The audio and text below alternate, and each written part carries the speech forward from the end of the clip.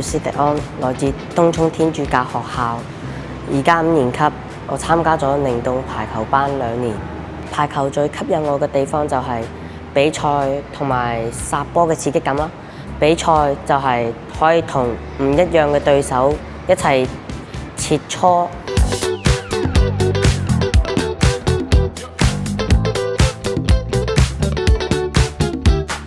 自從入咗離島區隊啦，令我大開眼界啦。